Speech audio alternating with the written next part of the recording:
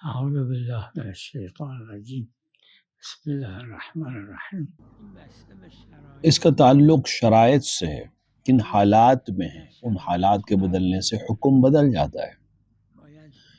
حاکم شریعت یعنی مجتہد اور فقیہ عادل جس طرح سے مصلحت دیکھے گا اس لحاظ سے عمل کرے گا۔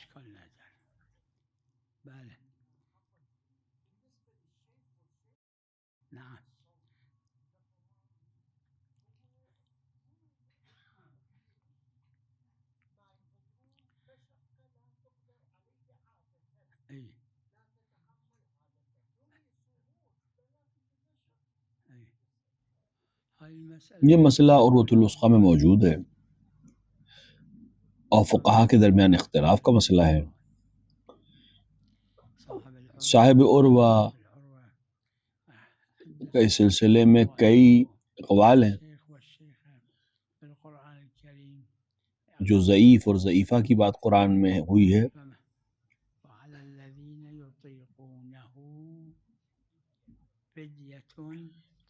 وہاں پر فدیے کی بات ہوئی ہے، مسکین کو طعام دینے کی بات ہوئی،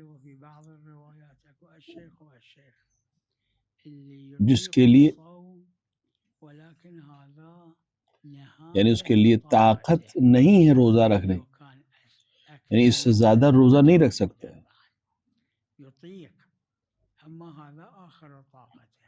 اور فقہا یہاں پر کہتے ہیں تو ہر وہ شخص جو روزہ رکھنے کی قدرت نہیں رکھتا یا اگر رکھتا ہے تو وہ اتنا اس کے لیے بہت سخت ہے، یہ مطلق ہے، اس کے لیے مخیر ہے کہ وہ روزہ رکھے، مشقت کو برداشت کرے یا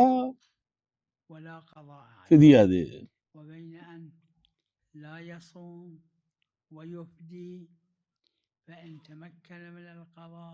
اگر کوئی انسان روزہ نہیں رکھے یعنی ضعیف ہونے کی وجہ سے، تو اس کے اوپر یہ ہے کہ وہ کھائے رمضان میں اور بعد میں فدیہ عطا کرے اور بعد میں ایک روزہ رکھے۔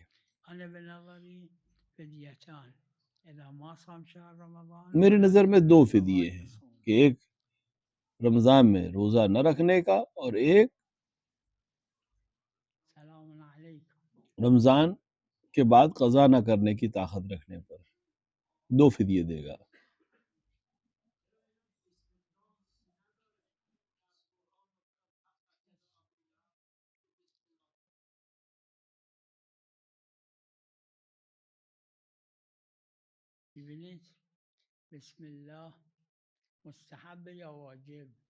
بسم اللہ مستحب ہے یا واجب؟ مستحب ہے، دعاؤں کی بات ہو رہی ہے۔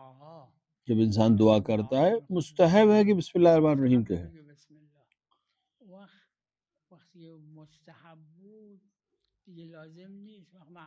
تو پھر جب وہ مستحب ہے تو پھر ضروری نہیں کہ وہ آپ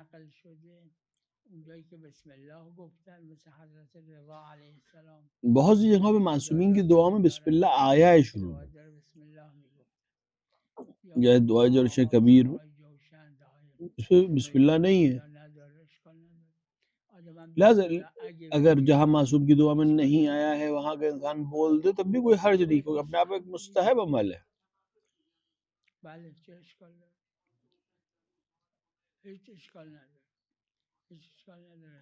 انسان اگر برکت کے لیے اور ابتدا کرنے کے لیے بسم اللہ الرحمن الرحیم بول رہا ہے تو اس میں کوئی حرج نہیں ہے۔ اسی طرح قرآن میں بھی ہر جگہ بسم اللہ الرحمن الرحیم ہے سوائے سورہ براعت کے۔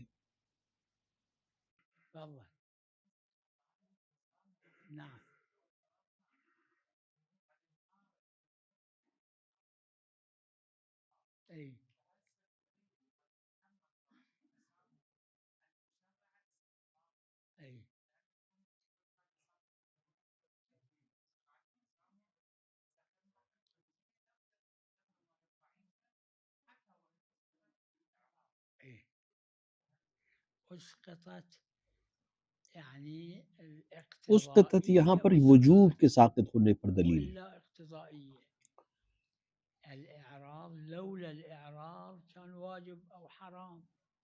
الواجب والحرام بالإعراض لیکن واجب اور حرام جو ہے وہ اعراض کی وجہ سے اس کو ساقط ہو جاتا ہے. یعنی اگر کسی روایت سے علماء اعراض کر رہے ہیں اس سے وجوب ساقط ہو جائے گا، اس سے حرمت ساقط ہو جائے گی، لیکن مستحب اپنی جگہ پہ باقی رہے گا یا مکروہ اپنی جگہ پہ باقی رہے گا. کیونکہ من بلغہ کی روایت آ کر بہرحال ہمیں مستحب یا مکروہ کے اندر مسدد دیتی ہے. أعرضوا عن الاقتضائية أو أعرضوا عن أصل العبادية لا کیونکہ اصل عبادیت سے اعراض نہیں ہوا ہے، لم يكن إعراض كنا نقول بالوجوب کیونکہ صرف وجوب یا حرمت ساقط ہو جاتی ہے علماء کے اعراض کرنے سے کسی روایت سے، ورنہ خود اصل تشریع علماء کے اعراض کرنے سے ساقط نہیں ہوتی. کیونکہ دوسرا قاعدہ ہمارے پاس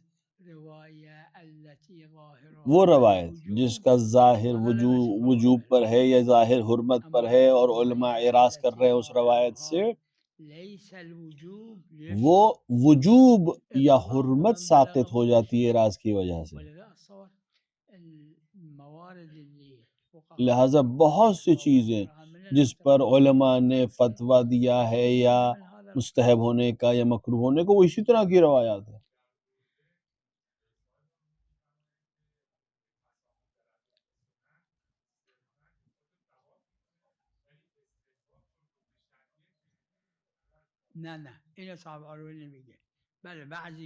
خود صاحب عروہ کا یہ نظریہ نہیں ہے، یہ بعض دوسرے علماء کا نظریہ ہے.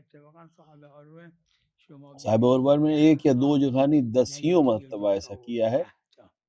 اول سے آخر عروہ میں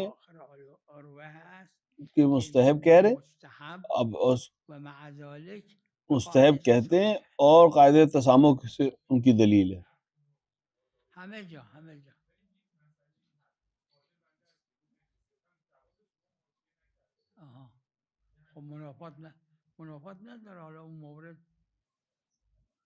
خود صاحب عروہ قائل ہیں صاحب قاعدہ تسامح کے اور استحباب کے.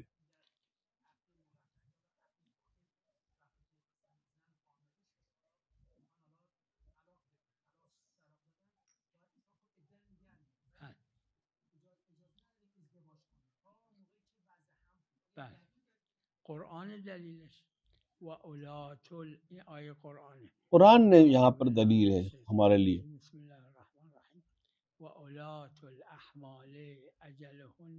کہ وہ لوگ جو حاملہ ہیں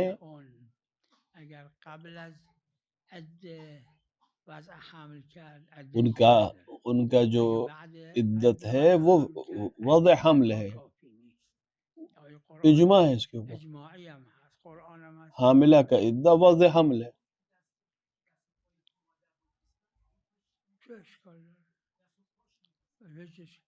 یعنی شارع گفته که انشکر لی و لوالدیک، احترام کن پدر و مادر. این هم منطقه احترام دیگه، چه اشکال.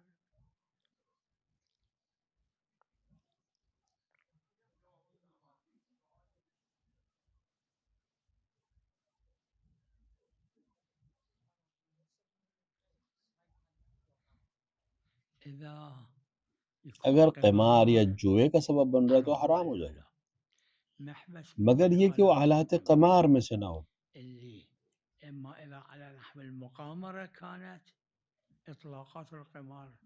ہر وہ چیز جس کے اندر آلات قمار ہونے کا معاملہ ہو یا وہ آلات قمار میں شمار ہوتا ہے،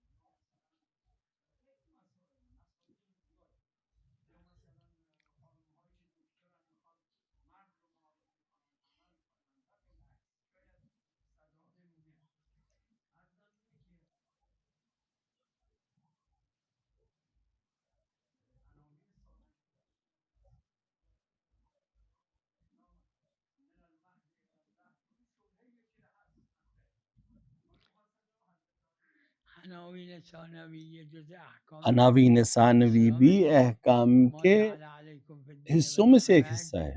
یہ قرآن لا ہے. ضرار لا ولا ضرار ضرار ولا پیغمبر ضرار کی فرمائش حدیث پیغمبر ہے. صلی اللہ علیہ حکم وسلم ثانوی ہے. ثانوی ہے. اللہ نے تمہارے لیے یریدکم سختی نہیں اليسر ولا رکھی ہے، تمہارے لیے یریدکم آسانی بکم رکھی، یہ العسر. بھی حکم ثانوی ہے، قرآن کا حکم ہے. قرآن ہے. بلے فقط باید پشتوانه بس یہ کہ ایک فقیہ عادل آ کر یہاں اگر پر یہ اشکال تشخیص دے کہ کیا عسر و حرج ہے یا کیا سخت ہے.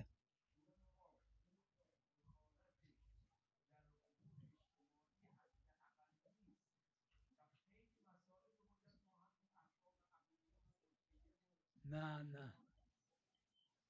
نہیں، یہ جملہ خلاف صریح قرآن ہے.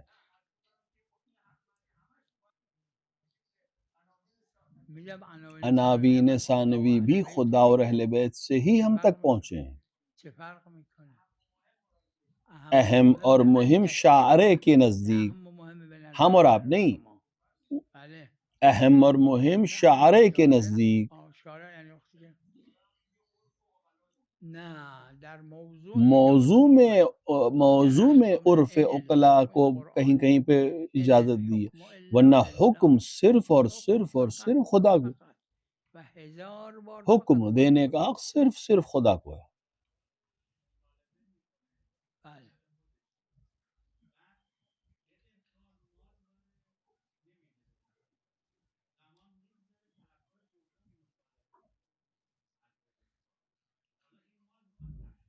آها. همین همون. آخه اگه دویم هم طلبکاره واقعا میشه همون یا دیکھیں اگر عدل و دوسرا بھی انصاف یا طلبگار قرآن. ہے تو یا تو عدل اور انصاف کے ذریعے سے ہوگا یا قرآن ہو.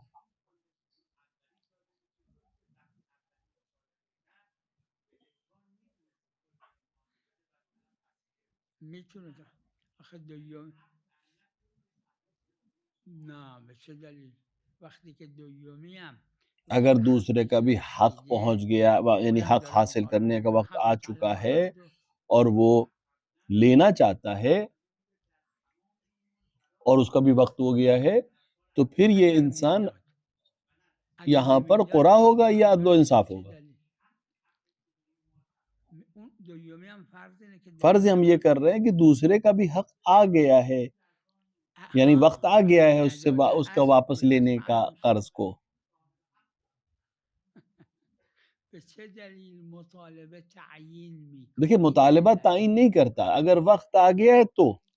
دویومی آخه دویومی هم حال شده یا نه؟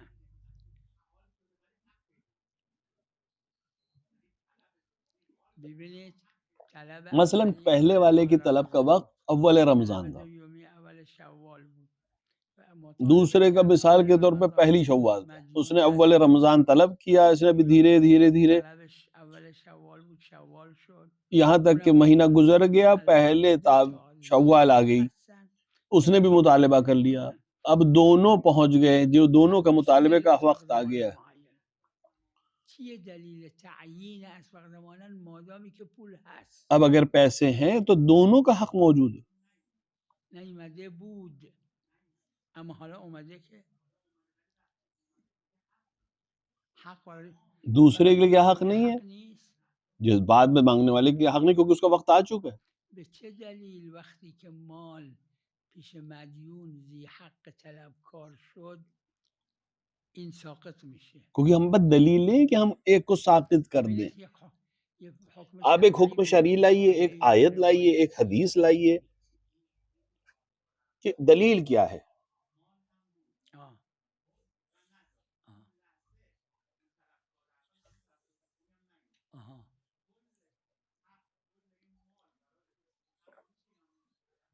یعنی واجب بده اما اگه نداد حق تو ہے یہ، دوسرے کو بھی تو حق چاہیے، کیونکہ دونوں کا وقت واپس مانگنے کا وقت آ چکا ہے. این که اگر نه یک کبرای کلی نداره، پورے فقہ میں اس طرح کوئی قانون نہیں، کوئی کہ جو پہلے مانگے اس کا حق ہے، ایسا فقہ میں کوئی قانون نہیں. تحجیر و اینا الحق لمن سبق. بله ہمارے پاس ایک کلی قانون، ایک بڑا قانون، ایک عنوان کے ساتھ کہ جو پہلے مانگے حق اس کے پاس رہے گا. شرعاً ہمارے پاس ایسا کوئی قانون نہیں.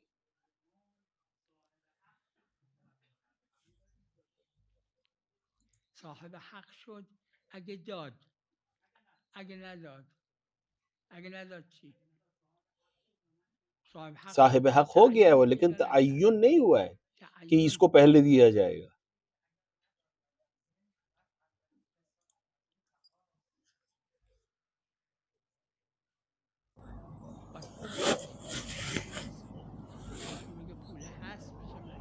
آپ کہہ رہے ہیں کہ پیسہ ہے اس مقروض کے پاس، اگر پیسہ نہیں ہے تو ایک الگ حکم ہو جاتا ہے. دومی هم حق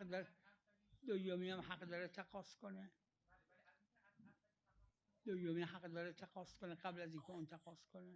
خلاص الکلام دوسرے کو حق کا تقاضا ہے کہ نہیں، اگر پہلے والے کو حق ہے بات ختم ہو گئی. اگه دومی تقاضا کنه اولی نمیتونه از دومی تقاضا کنه چون نیست، موجود نیست. دیکھیں اگر دوسرے نے تقاض کر لیا تو پھر پہلا لے ہی نہیں سکتا کیونکہ مال نہیں ہے. دیکھیں روایت اگر ایسی کوئی ہوتی کہ پہلے کس کو مقدم ہے تو ٹھیک ہے، لیکن چونکہ روایت تو ہے نہیں ہمارے پاس. اس کا اس مال میں اس کا حق دونوں کا حق ہے، لیکن معین ہے کہ یہی لے گا یا وہ لے گا.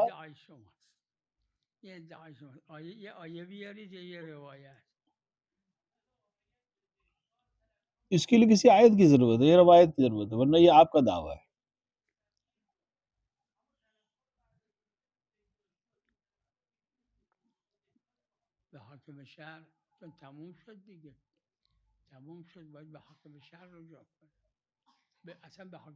اصل یہ ہے کہ وہ حاکم شرع کو دے، حاکم شرع کی یہاں کے اوپر تعین کرنے کا حق ہے.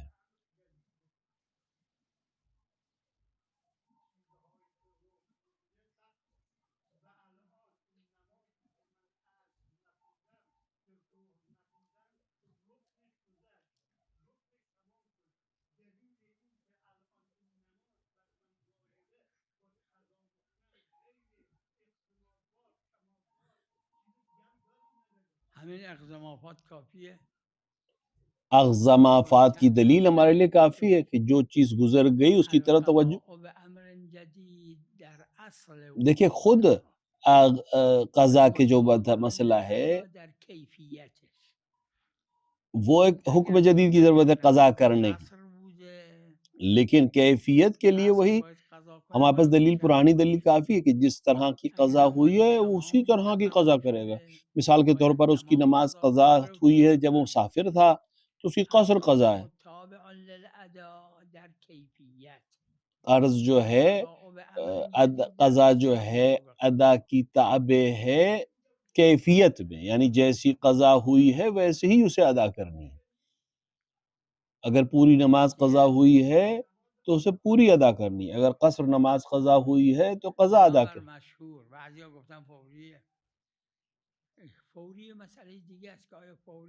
یہ دوسرا مسئلہ ہے کہ فوری قضا ہے یا بعد میں بھی کر سکتے ہیں، یہ ایک الگ بحث ہے،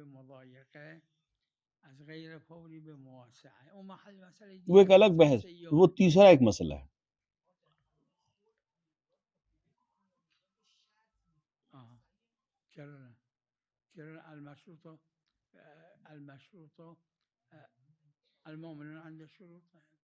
تمام معاملات جو ہیں، تمام شرائط جو ہیں وہ اپنے جو شرط ہوتی ہے، مشروط شرط کس سے مربوط ہوتا ہے.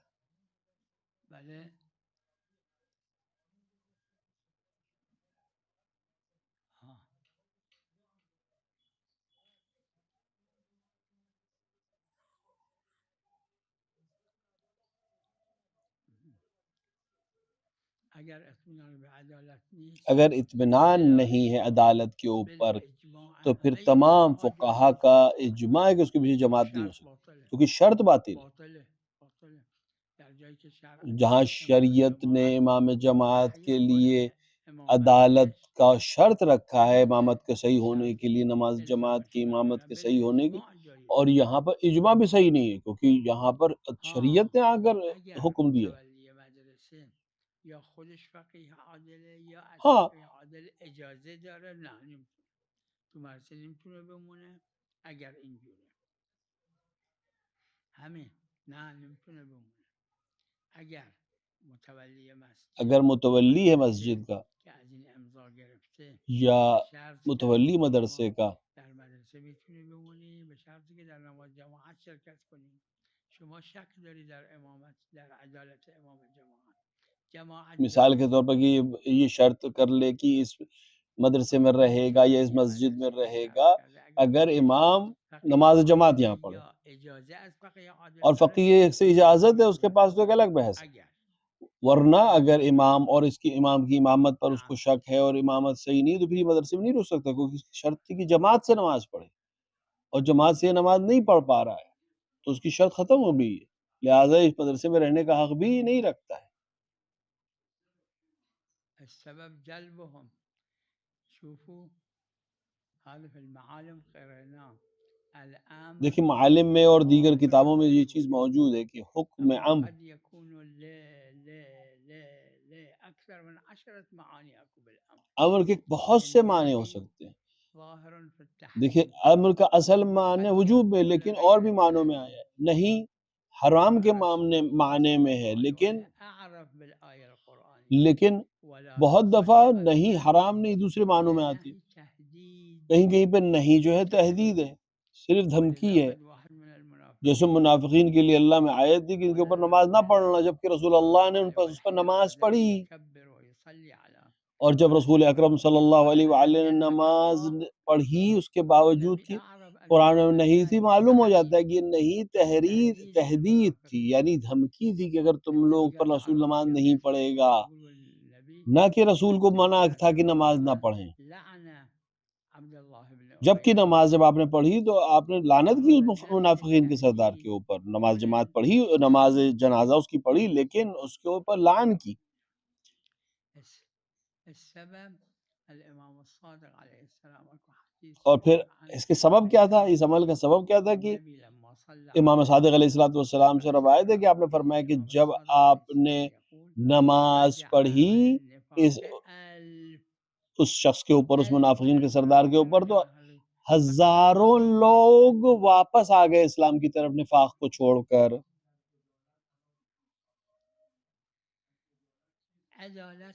عدالت حسن ظاهر ہے. دیکھیے عدالت ایک حسن ظاہر ہے، کاشفش اور اس کا حسن کاشف ظاهر جو ہے انسان کے ظاہری حسن ہے، یعنی حسن همین عمل ہے یعنی اس کا. کسی شما بدی ازش یعنی ایک شخص ہے، ندیدی، اس سے آپ نے کوئی برائی نہیں هم دیکھی، اهل اس کے محلش اهل محلے والے، اس کے مسجداش جاننے والے همین عدالت نے کسی نے اس کو من برا نہیں ملکه مانا، میدونیم، لہٰذا اما کاشف از او را میں عدالت کو ظاهر ملکہ ہی میدونیم. سمجھتا ہوں. ایک عدالت بلا ایک شک صلاحیت ہے، ملکه. لیکن کس چیز سے معلوم ہوگا کہ سامنے والا عادل ہے؟ اس نعم کے حسن ظاہر اما سے، اس کے کاشف عمل سے. ازش ہمیں علم لازم نی باشه، کاشفش علم ہونا ضروری نہیں ہے، اس کا حسن حسن ظاهر. ظاہر سے اگر سلام کشف ہو جائے کہ سامنے والا عادل ہے، ہمارے لیے کافی ہے.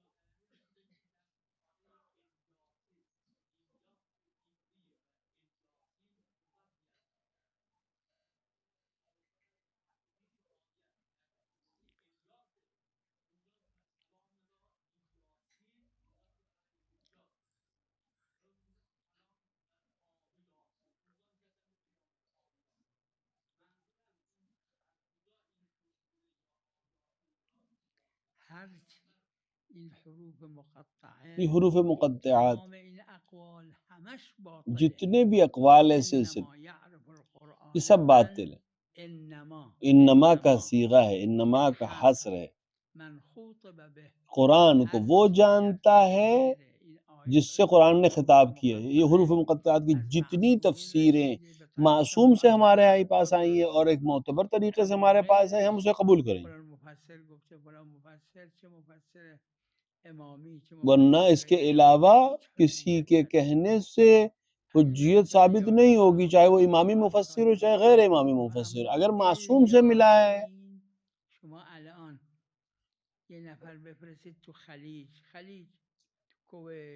آپ ایک کویت، بحرین، خلیج، خلیج کے کسی ملک میں بھیج دیں، آج بھی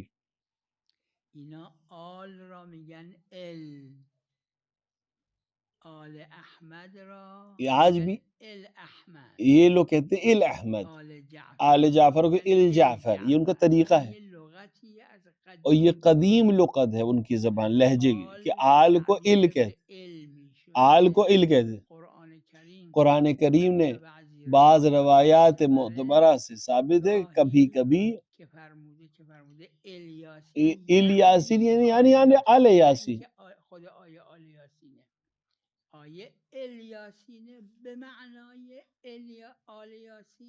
آیت ال یاسین ہے، لیکن بعض عرب لغت کی تعبیت کرتے ہیں، لیکن اس کے معنی آل یاسین ہے،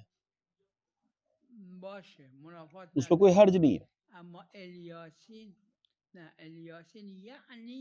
ال یاسین یعنی آل یاسین، کیونکہ ایک لہجہ ہے عرب کا جس میں وہ آل کو ال پڑھتے ہیں، قرآن نے اس لہجے کو یہاں پہ نقل کیا ہے۔ ان کے روایت به نظر من اشکال نداره، اما خلافیه. اونی که روایت داره روزه مستحب حق نداره بگیره، این مستحب نیست. وقتی که اجیر شد، دیکھیے جو روایت ہے وہ مستحب روزے کے سلسلے میں ہے، میری نظر میں تو اشکالی نہیں ہے، لیکن جو روایت ہے بھی وہ مستحب روزے کے سلسلے میں، اور یہ انسان جب اجیر ہوا ہے روزہ رکھنے کے لیے تو یہ مستحب روزہ نہیں ہے۔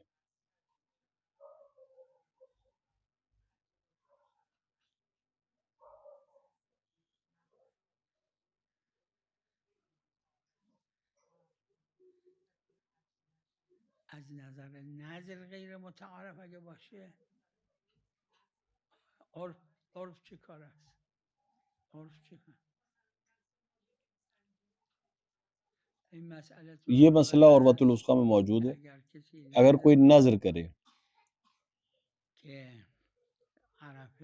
کہ عرفہ میں کربلا رہے گا اور بعد میں مستطیع ہو جائے کہ حج چاہ سکتا ہے، وہ ایک جماعت علماء کی خصوص عروہ میں موجود، جس میں صاحب جواہر بھی ہیں، اس سے پہلے کی بھی ہے، عروہ سے پہلے کی کتاب ہے وہ، ان کا نظر یہ تھا کہ سبب نظر چونکہ کربلا جانا مقدم ہے، لہٰذا یہ اصلا مستطیع نہیں ہے حج پہ جانے کے لیے۔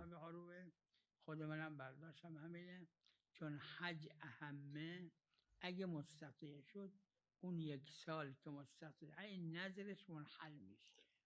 اور میرا نظریہ اور صاحب عروہ کا نظریہ یہ کہ اگر چونکہ حج واجب ہے لہٰذا اگر انسان مستطیع ہو گیا تو وہ نظر منحل ہو جائے گی، یہ حج کرے گا۔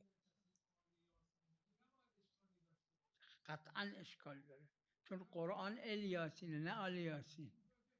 قطعاً اشکال ہے کیونکہ قرآن نے ال یاسین کہا ہے۔ میدونم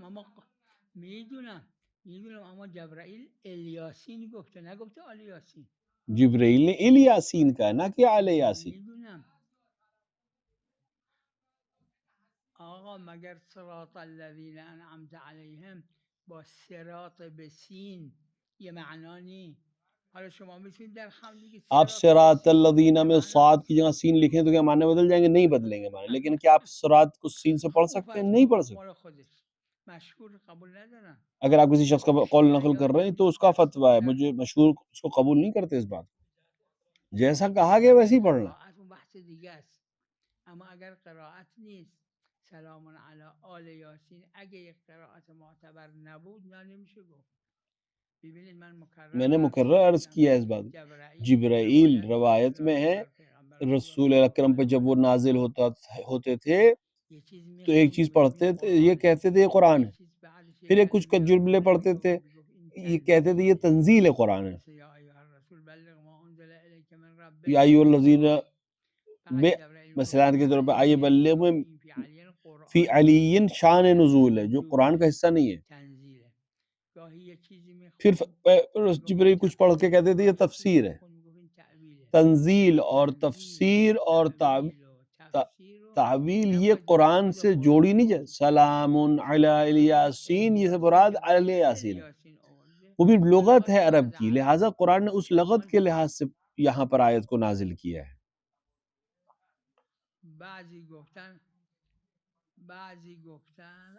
بعض اس بات کو کہی ہے، لیکن یہ قطعی ہے کہ یہ متواتر نہیں ہے، یعنی پیغمبر سے ہم تک نہیں پہنچا ہے،